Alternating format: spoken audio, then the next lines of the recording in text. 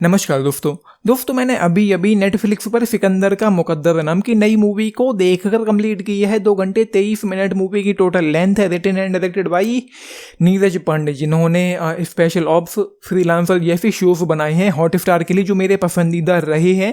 इसके अलावा उन्होंने वेडनेसडे, स्पेशल 26, नाम शबाना, बेबी जैसी मूवीज बनाई हैं जो अगेन मेरी फेवरेट रही हैं। एंड लेट मी टेल दोस्तों, भाई मैं कह सकता हूँ कि मूवी को देखकर मुझे काफ़ी मज़ा आया है। हालांकि ख़त्म होते होते उन्होंने कुछ, अभी मैं आगे बात करता हूँ उस पर। एंड उसके अलावा भाई मूवी की जो राइटिंग है, जो पेसिंग है, जो स्क्रीन प्ले है, जो डायरेक्शन है, बहुत तगड़ा है। पूरी तरीके से एंगेजिंग है, आपको बांध करके हुक एंड बुक करके रखता है। एंड मूवी में एक एक्साइटमेंट भी है। एंड मुझे पता था कि मूवी के एंड में कुछ अच्छे ट्विस्ट एंड टर्न्स आने वाले हैं, एंड वो आते भी हैं। उसके अलावा पहले मैं प्लॉट पर आता हूँ, बाकी की बातें बाद में करेंगे। हीरे की चोरी के एक अनसुलझे केस के मुख्य संदिग्ध को ढूंढना एक पुलिस वाले का जुनून बन जाता है। वह तब तक उसे तलाशता है जब तक दोनों का सामना नहीं होता, बस सच्चाई बाहर नहीं आ जाती। ऐसा इस मूवी के बारे में नेटफ्लिक्स पर लिखा हुआ है।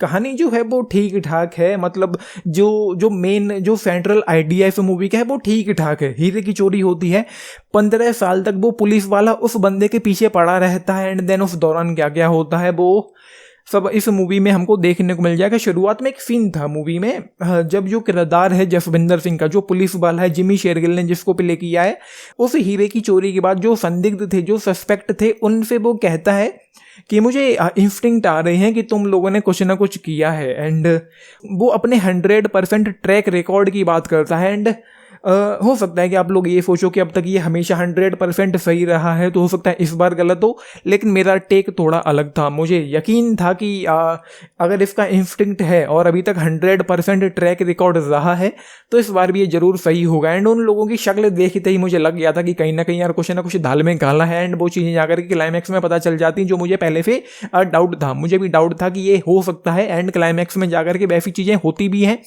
उसके अलावा इस मूवी में मतलब लगभग 2.5 घंटे की जो मूवी है, इसने मुझे पूरी तरीके से एंगेज करके बांध करके रखा है। कहीं पर भी मुझे ऐसा फील नहीं हुआ कि मूवी ठंडी पड़ रही है या बोर हो रही है या कुछ मुझे पेसिंग को लेकर इशूज देखने को मिल रहे हैं या लेंथ को लेकर कोई इशूज देखने को मिल रहे हैं या कुछ ऐसा हो रहा है कि मूवी मुझे डिस्कनेक्ट कर रही हो। ऐसे मुझे कुछ भी इशूज देखने को नहीं मिले हैं। एंड जब मूवी एंड में पहुंचती है तो कुछ ट्विस्ट एंड टर्न्स आते हैं जो अच्छे थे, सरप्राइजिंग भी थी। एंड एक चीज़ मुझे थोड़ी उतनी ज़्यादा पसंद नहीं आई है, वो जो किरदार है वो 15 साल तक उसके पीछे पड़ा रहा है। एंड अपने ईगो के चक्कर में उसने कितना परेशान किया है उस किरदार को, वो आप लोग खुद ही देख लेना। तो हो सकता है कि थोड़ी बहुत नफरत आपको उस पुलिस वाले से होने लग जाए। उसके अलावा हाँ, मूवी के एंड में जब ट्विस्ट एंड टर्न्स आते हैं एंड मूवी बिल्कुल खत्म होती है, तो यहाँ पर एक क्लिफ हैंगर उन्होंने छोड़ दिया है। मतलब मूवी को पूरी तरीके से कंक्लूड नहीं किया गया है, या हम ऐसा कह सकते हैं कि उन्होंने छोड़ दिया है। अब आपको जिस तरीके से इस मूवी को लेना है ले लो, जैसे कि क्रिस्टोफर नोलन की मूवी के एंड में होता है। सबसे बड़ा एग्जांपल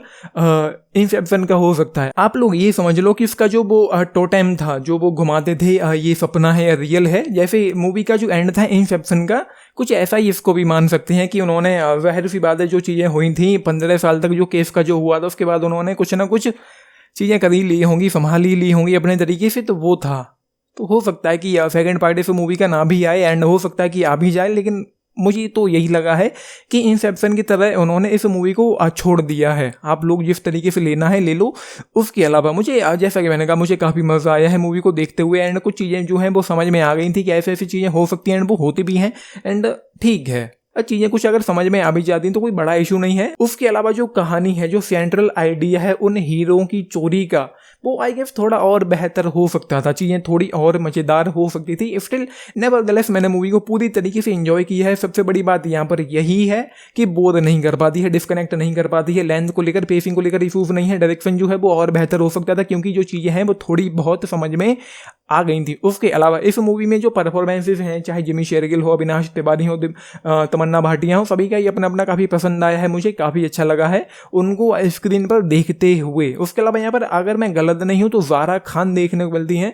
अबू धाबी के जो वो सीन्स थे, तबस्सुम नाम की जो वो लड़की थी, आई गेस ज़ारा खान ही थी, एक्सपोजे मूवी वाली। तो उनका भी जो भी था थोड़ा बहुत अच्छा ही था। सो ये है, आप लोगों ने मूवी देखी है। एंड हाँ, rating I will give just 3.5 star out of 5 इस मूवी के लिए। 10 में से अगर आप लोग पूछें, मैं जाऊँगा 7.5 स्टार्स के साथ। एंड इस पूरी मूवी में सिर्फ एक गाली है जो आपको सुनने को मिलेगी क्लाइमैक्स के दौरान।